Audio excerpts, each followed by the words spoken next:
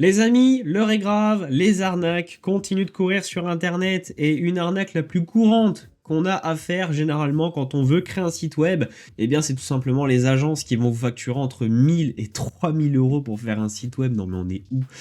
Au bout d'un moment, moi ce que j'ai envie de vous montrer, c'est comment en fait on crée son site web de manière simple avec une IA, vraiment simple. Vous voyez, je vous montre à l'écran, pardon, un exemple de comment on fait un site web. Voilà. Là, on a un site de IA Booster, donc qui est fait de manière vraiment simple, hein, pas super détaillé, mais voilà, qui est quand même assez complet. On a un premier jet, tout simplement que j'ai fait à base d'un prompt. Donc dans cette vidéo, je vais même pas vous présenter des outils autres que vous pouvez, parce que vous pouvez, même sans faire appel à une IA, vous pouvez déjà configurer vous-même votre site web, prendre des templates, donner à l'intelligence artificielle, enfin vous avez tout ce que vous voulez pour faire des modèles. Le prompt, le voici. En fait, j'ai simplement demandé de base, voilà, de créer un site internet complet nommé AI Technology. J'ai renommé IA Booster pour le titre. Technologie, utiliser HTML, Tailwind CSS via un CDN. En fait, ce prompt-là va tout simplement aider l'intelligence artificielle à comprendre quelles modifications, qu'est-ce qu'elle va devoir faire au niveau de la structure du site.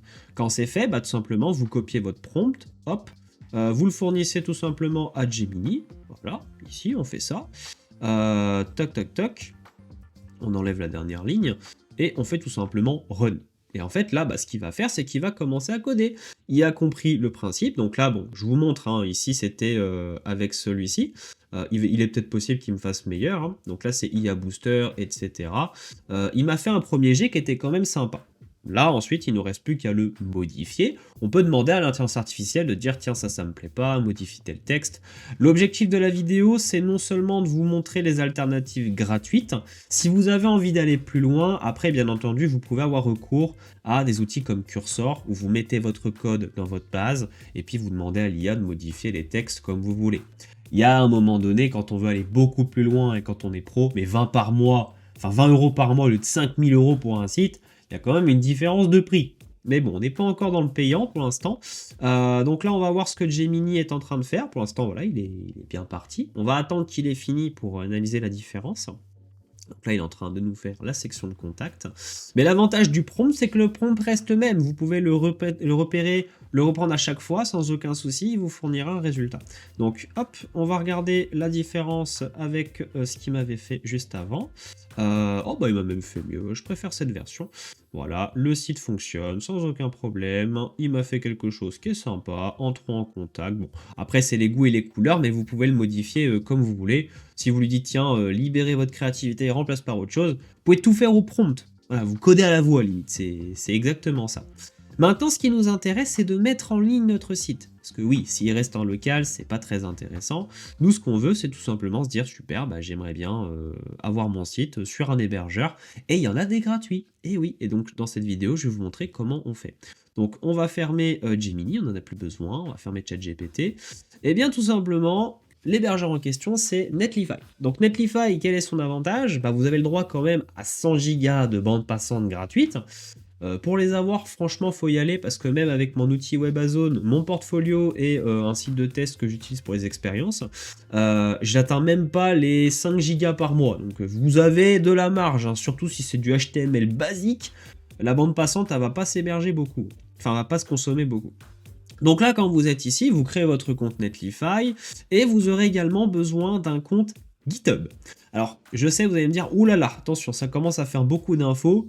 C'est comme créer un compte Auchan, créer un compte Carrefour. C'est la même chose, hein. Vous créez votre compte, vous avez accès à toute une interface. Quand vous êtes dans GitHub, que vous avez créé votre compte, vous mettez ce que vous voulez et vous allez dans la section repository. Si vous n'avez pas le même affichage, tout simplement vous retournez à l'accueil, vous allez arriver tout simplement ici, normalement.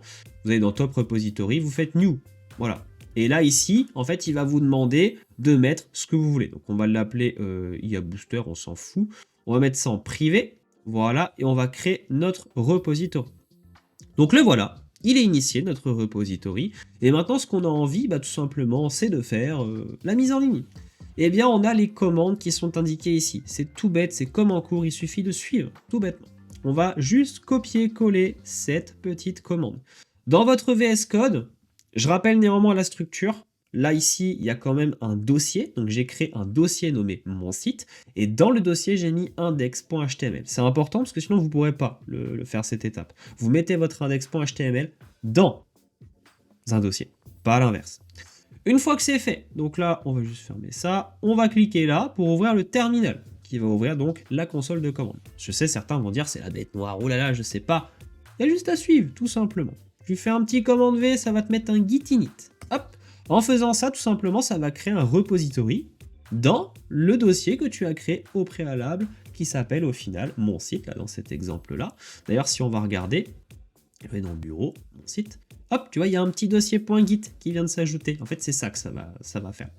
Ensuite, on suit les instructions. C'est marqué git commit-m first commit. Alors, il y a quand même une chose à ne pas oublier, c'est que oui, certaines fois, on pourrait se dire, on n'a pas besoin nécessairement de ça.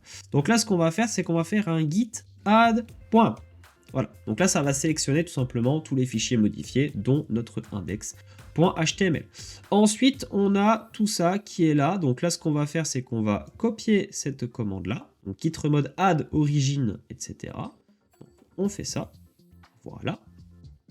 Ensuite, on va faire un petit git commit-m, celle-ci, deuxième. Alors je sais, vous allez me dire, mais pourquoi tu le fais pas dans l'ordre? Parce que je le sais, à force, il y a des choses qui sont pas nécessairement bonnes. Si tu fais tout ça, tu vas pas comprendre, tu vas avoir une erreur. On va là, hop, on copie-colle à ce niveau-là, on va mettre mise en ligne. Voilà, donc là vous voyez que par exemple, main root commit, mise en ligne, un fichier a été changé. Et maintenant, ce qu'on va faire, c'est qu'on va prendre la dernière commande git push-u origin main. Alors vous n'aurez pas besoin de les refaire à chaque fois, hein, ça c'est vraiment la première fois. Hop, et là on peut voir que le fichier a été envoyé. Maintenant, si je rafraîchis cette page, qu'est-ce qui se passe? Bien voilà, on peut voir que maintenant mon index est là. Si je clique dessus, je peux même aller le consulter, je peux même le modifier dans GitHub, hein, mais bon, c'est pas recommandé, faites-le avec votre éditeur de code. Donc là maintenant, qu'il est là, qu'est-ce que je dois faire? Eh bien c'est très simple, on va aller sur Netlify. On va aller dans Add New Site, Import an Existing Project. Et là en fait vous allez sélectionner GitHub.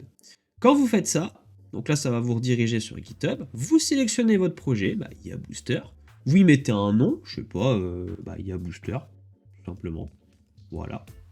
Il va vous dire si jamais c'est bon, vous mettez ce que vous voulez, IA Booster 1, voilà. Après vous pouvez mettre un nom de domaine, c'est généralement recommandé. Là c'est pour mettre en ligne un site gratuitement, qui aura une terminaison netlify.app. Après si vous êtes plus un professionnel, prenez un nom de domaine. Vous allez chez Yonos, Hostinger, ça coûte 7-15 € par an maximum pour les moins chers. Franchement, ça vaut le coup, pas besoin d'aller dépenser des fortunes. Donc là, ensuite, on n'a rien besoin de toucher à ce niveau-là et on va faire déploie IA Booster 1.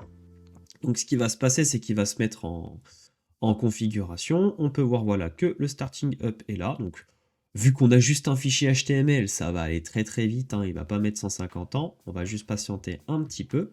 Et ensuite, je vais vous montrer comment on peut modifier justement notre site sans avoir recours à une solution payante. Et ça, c'est vraiment le contexte de cette vidéo. Il y en a marre de payer, on veut des choses gratuites. Si tu as envie de payer, ok, il y a des outils comme Cursor qui sont sympas, mais il n'y a pas besoin de dépenser des fortunes. Donc là, on va tout simplement attendre. Donc là, c'est normal que ça mette un petit peu plus de temps, parce que vu qu'on fait sur un dépôt, il y a un petit peu plus de temps. Mais l'avantage de faire avec cette façon de faire, c'est que là, vous n'aurez pas besoin de vous-même importer votre site, etc.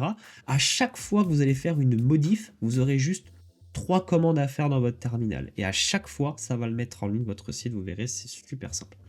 Donc là, pour l'instant, il est toujours en building, donc ce que je vous propose, du coup c'est bon, il est en complète. J'allais vous dire, on va faire une petite pause dans la vidéo, mais au final ça va aller. Toc toc toc, il est complète, super. Bon, c'est les 2-3 petits détails qui restent. On attend. Ok, voilà. Bon, j'ai dû rafraîchir la page, peut-être qu'il avait déconné un petit peu. On va faire Open Production Déploie, et voilà, notre site est en ligne. Et on n'a pas utilisé un seul outil payant, on n'a pas fait appel, on n'a pas saigné son portefeuille là avec une agence, non. Bon, maintenant ça c'est bien, mais on a envie de se dire, super, j'ai quelques petites modifications à faire sur mon site et je ne connais pas nécessairement le code. Pas de panique. Donc là, tu as ton code index HTML qui est là. Bah, tout simplement, ce que tu peux faire, une chose qui est très simple. Alors faites-le avec un ordinateur, c'est quand même mieux que de le faire avec un téléphone, parce qu'au bout d'un moment, voilà, c'est bien mignon, mais il faut quand même être professionnel. Donc là, Netlify, pour l'instant, on n'en a pas besoin. Ça, j'en ai pas besoin. Ça, là, c'est la prod. Donc ça, on n'a pas besoin. Voilà. On va aller ici et on va réouvrir du coup aistudio.google. Ok, donc on se remet sur la Gemini 2.5 Pro.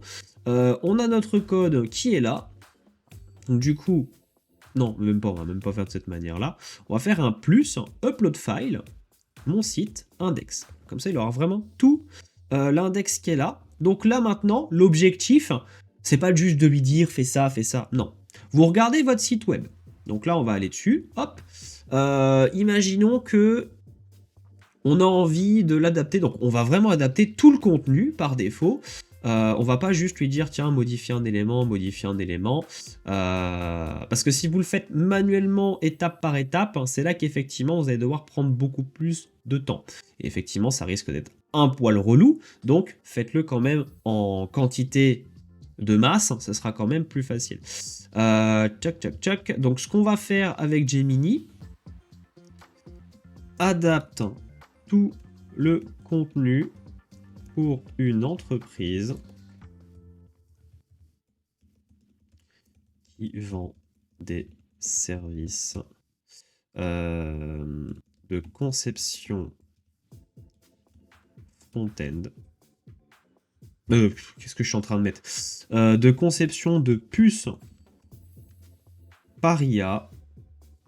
Voilà. Donc là, on va tout simplement faire run. On va lui demander tout simplement de modifier en fait le global de notre fichier. Pour pas aller trop loin, on va vraiment essayer de faire simple dans cette vidéo. Donc, il va nous régénérer notre fichier, tout simplement. Donc, on lui a pas demandé de modifier un style ou quoi que ce soit. Si jamais vous voyez qu'il le fait, pas de panique, votre code est là, donc il est sauvegardé. De toute façon, il est dans votre dépôt. Donc là, on va juste attendre. Voilà. Donc là, c'est parti. Il va régénérer notre site. Il nous a mis une configuration de Tailwind, etc. Modifier. Donc on a juste à attendre, on se retrouve juste après la génération. Ok, ça y est, il a fini. Donc maintenant ce qu'on va faire, c'est qu'on va plugger notre code qui est ici et on va aller voir du coup la différence. Donc là, hop, on rafraîchit. Révolutionner votre conception de puce avec l'intelligence artificielle, donc voilà, il nous a fait un truc sympa. Après, bon, bah, vous modifiez, vous lui demandez, tiens, ça va pas, essaye de changer. Quand on fait quand même un site web, voilà, il faut un minimum du professionnalisme. Comme je vous ai dit, là, c'est des solutions gratuites qui vous montrent qu'on peut faire un site web sans devoir faire appel à une agence. Après, pour aller plus loin, je vous recommande Cursor, qui personnellement vous aidera beaucoup plus. Néanmoins, 20 $ par mois, mais je pense que ça les vaut largement. Donc là, maintenant, imaginons que ça nous plaît. On a notre design, il est là, on a modifié certaines informations, c'est super. Et bien ce qu'on veut à présent, c'est qu'on va devoir le mettre à jour. Vous voyez, vous avez le petit M qui marque modifier. Et bien tout simplement, on va revenir ici. Vous pouvez même tuer le terminal hein, si vous voulez, on s'en fiche. On va faire git statut. Et là, en fait, il va voir qu'il y a un élément index.html modifié. Donc là, ce qu'on va faire, c'est git add.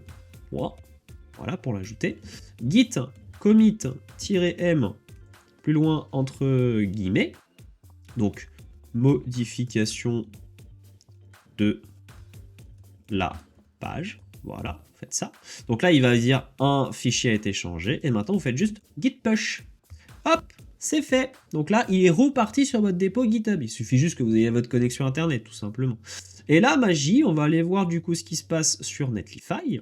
Donc hop, on va dessus, on rafraîchit notre page. Et boum, on peut voir que du coup, dans Site Overview, on a un Starting Up qui vient de démarrer donc à 11h19. Donc là, il va le redéployer. Et au final, notre site, du coup, sera mis à jour. Et tout ça, tout simplement avec l'intermédiaire de Gemini qui modifie votre code. Vous le mettez sur VS Code, vous mettez votre dépôt, et à chaque fois, boum, ça part dessus. Et c'est mis à jour automatiquement sans que vous ayez besoin de gérer quoi que ce soit. Donc là, il a été beaucoup plus vite que tout à l'heure. Il a quasiment déjà fini. On fait Open Production Déploie. Et voilà, votre site est là. Vous pouvez le modifier comme vous voulez. Vous pouvez regarder votre code. Vous pouvez faire ce que vous voulez.